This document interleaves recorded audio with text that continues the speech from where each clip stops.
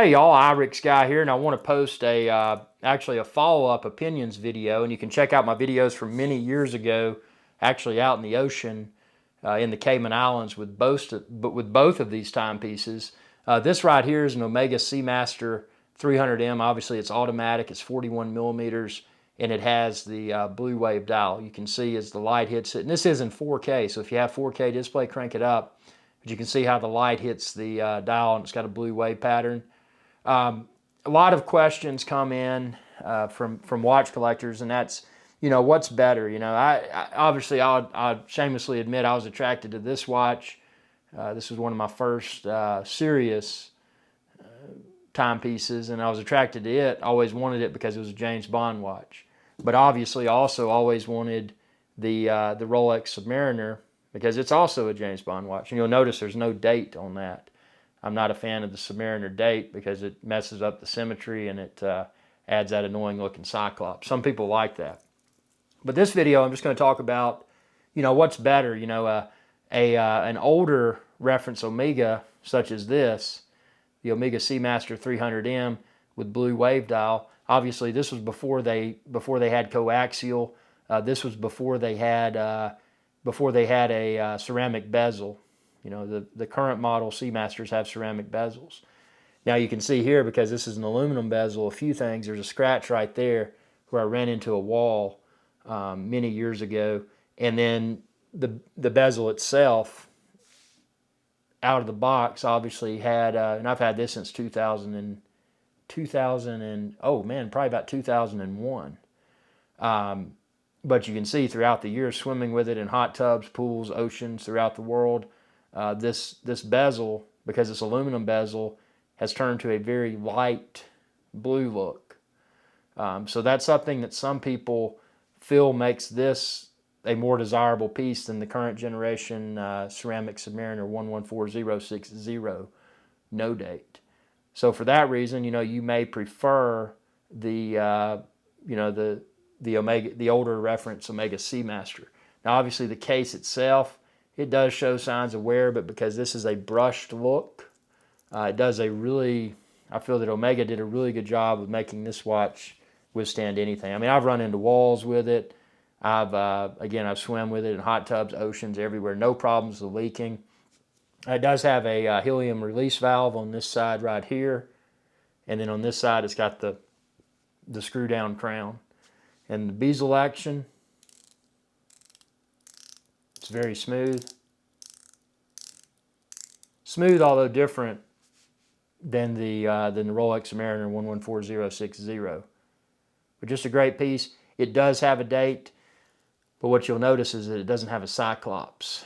So, unlike a Submariner with a date, it doesn't have the cyclops. So I think that makes it look really good.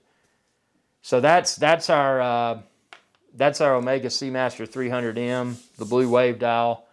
So now looking at the Rolex Submariner 114060, this one, obviously at the time of filming this, the current model ceramic Rolex Submariner non-date or no date, and it's actually technically it's just called the Submariner, but it's got a Cerachrom ceramic bezel, which kind of gives it a shiny look.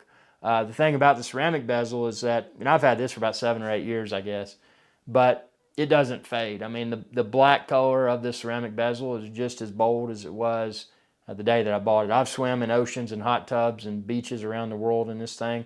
I've run into walls with it. One thing worth mentioning with this is that you can see on the case is shiny, unlike where the Omega SeaMaster 300m had a brushed look. This has a shiny look, so it does show scratches more. Not saying that's a problem, but it is worth mentioning that this case, here's a big scratch right there. It'll show scratches more than the older style Omega 300m. With that being said, the Sapphire Crystal, just like my Omega 300m, I have no scratches on it. The Sapphire Crystal is super nice. This wears, even though this is a 40 millimeter, it tends to wear a little bit larger just because of the lugs and the thickness of the case. It seems to look a little bit larger on the wrist than the Omega SeaMaster 300m with blue wave dial. Obviously, no water resistance issues. Haven't had any leaks. The bracelet, I like this bracelet better than the Omega's bracelet, and also, you know, it's got micro adjustments on the glide lock clasp, and the bracelet's brushed, which doesn't have a polished center link, which is what I like. So, you know, aside from the case itself showing some scratches, which scratches don't bother me because these watches are meant to be worn, and then scratches on the side of the deployant clasp, but you know, those scratches don't bother me. Some people, they may. So if you're obsessed with not showing any scratches on your tool watches, you know, watches that you actually wear, then you may want to opt for the Omega just because of that brush case design.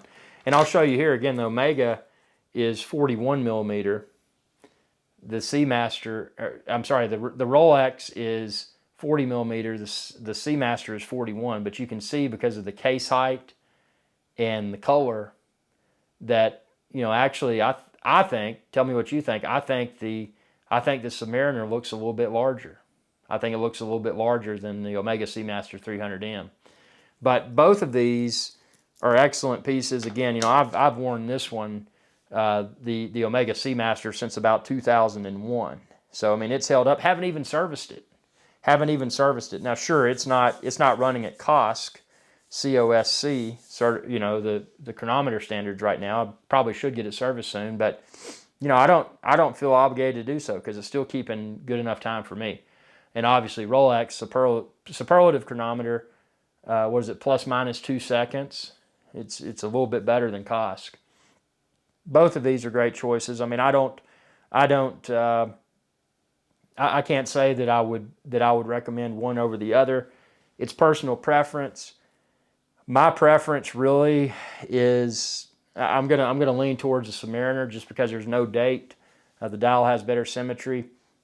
Both the Submariner and the Omega, you know, James Bond watches. So if you're into that, that's you know, you're getting that with both of them. But oh, the bezel action, I didn't go over that. Bezel action on the Submariner is even better than the SeaMaster. And I will confirm that the bezel action on the Submariner, of all the timepieces I've ever held and twisted the bezel around, it is without a doubt the smoothest bezel action on the market today.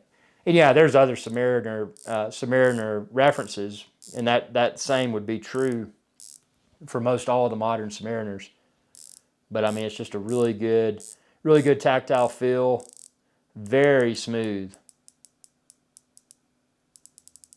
I haven't seen that in any other brand or reference. So tell me what you think. I hope this video provided value. If you're looking for pre-owned wristwatches, check the link within this video's description, timepiecesfortomorrow.com. And like always, I want to give a shout out to Archibald Chesterfield III, AC3. Without AC3, the world wouldn't know as much as it knows today about timepieces. So thanks for your viewership, and y'all have a good day. Be sure to subscribe and ring that bell icon when you do to be notified whenever I post another video. Hey y'all, Captain Irix Guy here. I hope y'all enjoyed this video. If you did, please be sure to subscribe. It's youtube.com/Irix Guy. And ring that bell icon when you do to be notified whenever I post another video. Thanks for your viewership, and y'all have a good day.